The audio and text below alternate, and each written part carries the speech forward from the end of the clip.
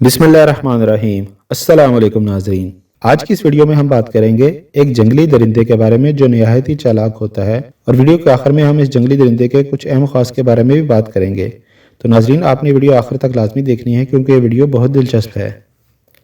नाज़रीन, मैं आपको अपने यूट्यूब चैनल इन्फॉर्मेशन अलार्म 360 पर खुश आमदीद कहता हूँ। वीडियो शुरू करने से पहले ये बताता चलूँ कि इस वीडियो में बताई गई मालूमात अल्लामा मोहम्मद बिन मूसा दमीरी रहमतुल्लाह अलैह की किताब हयातुल हैवान से अखज़ की गई हैं। आज जिस जानवर, बल्कि अगर दरिंदा कहूँ तो बेजाना होगा, इब्ने आवा के बारे में है। इब्ने आवा गीदड़ को कहा जाता है। इसकी जमा आवा आती है।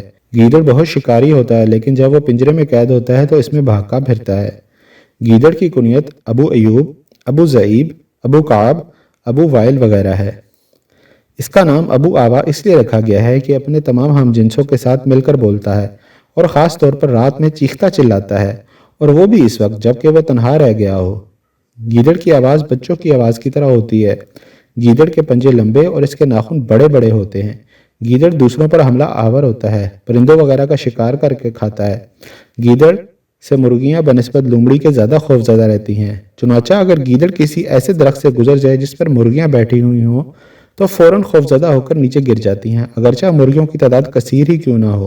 और दोस्तों, गीदड़ के बारे में सही कौल के मुताबिक गीदड़ का गोश्त हराम है, इसलिए कि यह कूंचली के दांतों से हमला आवर होता है।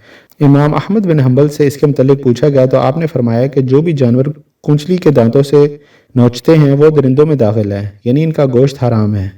और इमाम अबू हनीफा, इमाम यूसुफ और इमाम मोहम्मद रहमतुल्लाह अलैह के नज़दीक भी गीदड़ का गोश्त हराम है। अगर इसके ख़वास के बारे में बात करता चलूँ जो कि इस किताब में बयान की गई हैं, अगर गीदड़ की दाईं आँख को किसी नज़र लगने वाली चीज़ पर लटका दी जाए तो वो चीज़ नज़र बद से महफूज रहती है, बल्कि नज़र बद का इस पर ज़ोर नहीं चल सकता। और अगर कोई शख्स गीदड़ के दिल को गले में बांध कर लटका ले तो वह तमाम दरिंदों से महफूज रहेगा। वल्लाह आलम। तो दोस्तों, ये थे गीदड़ से मुतल्लिक चंद दिलचस्प हक़ाइक़ जो उम्मीद करता हूँ कि आपको पसंद आए होंगे। अगर वीडियो अच्छी लगी हो तो इसको लाइक कीजिएगा, अपने फ्रेंड्स के साथ ज़रूर शेयर कीजिएगा, और मेरे चैनल को सब्सक्राइब करना ना भूलिएगा। मिलेंगे किसी और मालूमाती वीडियो के साथ, तब तक के लिए अल्लाह हाफ़िज़।